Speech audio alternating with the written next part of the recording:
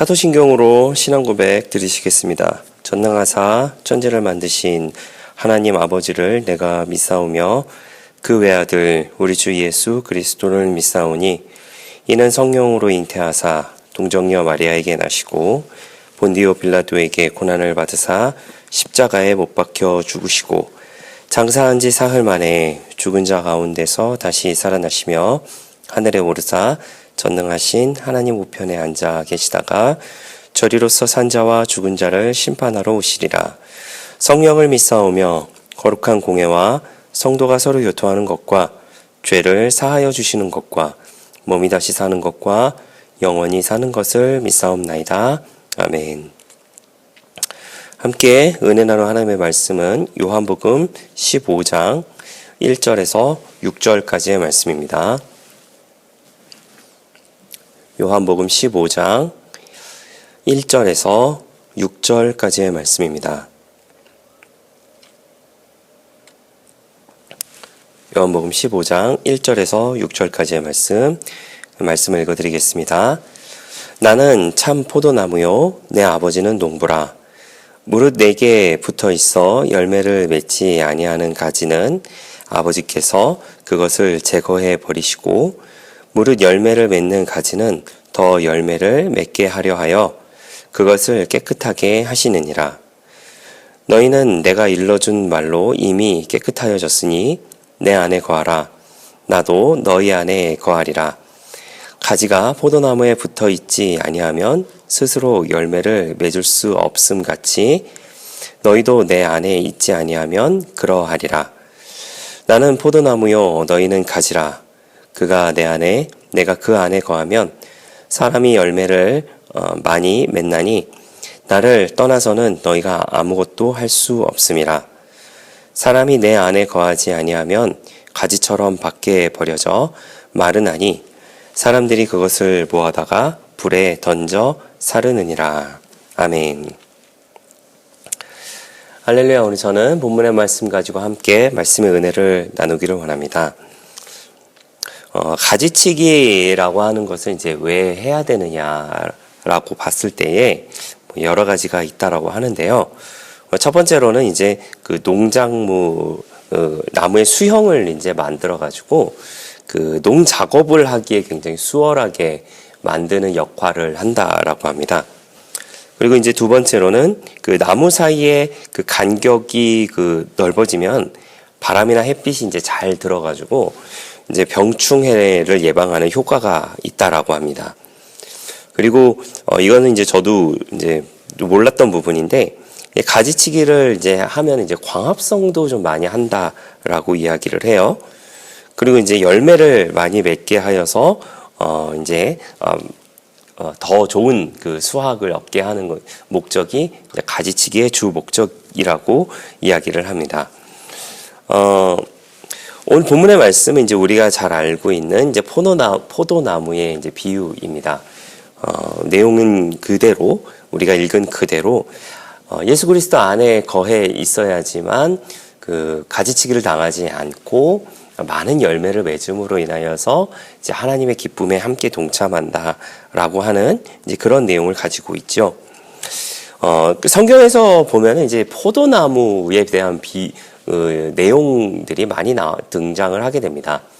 포도나무에 대해서 그리고 포도원에 대해서도 많이 이야기를 하는데 왜 포도나무인가라고 했냐면 그 이스라엘을 이제 포도나무 혹은 이제 포도원으로 보는 이제 구약 사상을 이제 배경으로 하고 있다라고 합니다.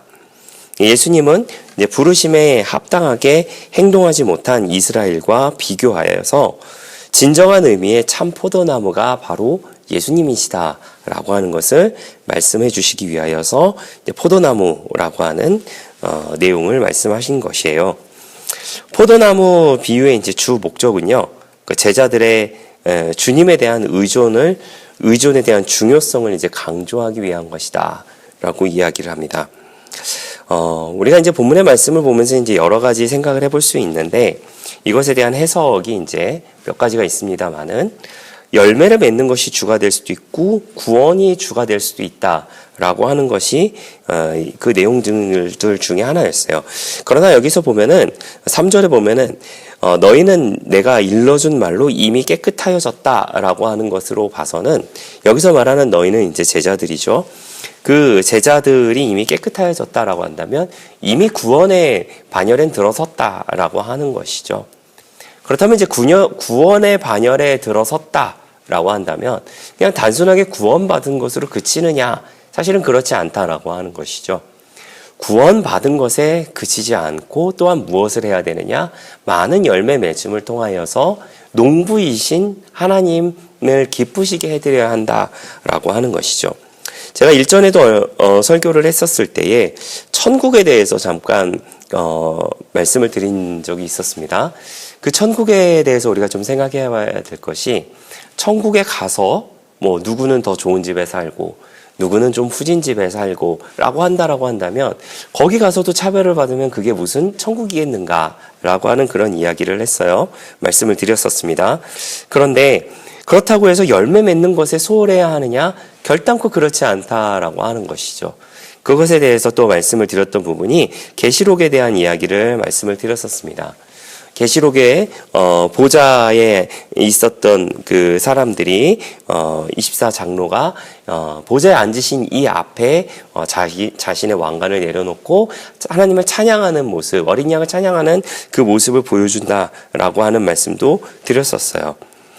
맞습니다. 우리는 많은 열매를 맺으며 살아가야 합니다. 그냥 구원받은 것으로 그치는 것이 아니라 그냥 우리가 하나님을 알고 예수님을 알고 나를 위해 죽었다가 부활하신 것을 믿어서 구원을 받은 것으로 그치는 것이 아니라 그 구원받은 것에 대한 감사함으로 인하여서 그 구원받은 것에 대한 보상으로 인하여서 사실 우리가 갚을 수는 없죠. 우리의 생명을 살려주시고 지옥에 갈 수밖에 없었던 우리의 영혼을 천국에 가게 해주셨는데 그것을 어떤 식으로 어떤 값을 치른다 할지라도 절대로 갚을 수가 없는 것이다라고 하는 것이죠. 그럼에도 불구하고 우리가 열매를 맺으며 살아가야 하는 이유는 무엇이냐? 다시 하나님께 영광을 돌리기 위한 것이다라고 하는 것이죠. 본문의 내용에 있는 것처럼 열매를 많이 맺어야만 한다라고 하는 것입니다. 5절 후반절에 있는 것처럼 내가 그 안에 거하면 사람이 열매를 많이 맺나니 나를 떠나서는 너희가 아무것도 할 수 없다라고 말씀하고 계시죠. 사실 어떻게 보면 제자들의 모습이 그러하였을 것입니다. 우리가 이제 제자들의 모습을 보게 된다면 여러 가지 정말 비참한 그런 최후를 맞이하는 경우들이 종종 거의 대부분이었죠. 뭐 톱에 켜서 죽는다거나 십자가를 거꾸로 져서 죽는다거나 창에 맞아 죽는다거나 라고 하는 그런 모습들을 제자들은 맞이하게 되었습니다. 그러나 제자들은 그런 죽음을 피할 수 있었을 거예요. 하지만 그런 죽음을 피하지 않았죠. 왜 그런가요? 예수님 안에 거해 있기 때문이죠. 예수님 안에 거해 있었기 때문에 끝까지 그리스도를 전하는 데 최선을 다하였기 때문에 자신이 최후를 그런 정말 비참한 그런 최후를 맞이할 때까지도 능력으로서 그 모든 것을 감당할 수 있었다라고 하는 겁니다. 그것을 먼저 보여주신 것은 누구셨나요? 바로 예수님이셨습니다. 인간적인 예수님도 자신이 너무나도 두려워서 하나님 할 수만 있다면 이 잔을 내게서 지나가게 해주십시오 라고 기도하셨을 정도로 큰 두려움을 가지고 계셨다라고 하는 겁니다. 사실 이 본문의 말씀은 우리가 다시 한번 좀 상기해 볼 만한 이유가 무엇이냐면 이제 예수님께서 십자가를 지시기 바로 전에 제자들에게 했던 마지막 설교, 마지막 당부의 이야기였다라고 하는 것이죠. 마지막으로 이야기하고 있는 부분입니다.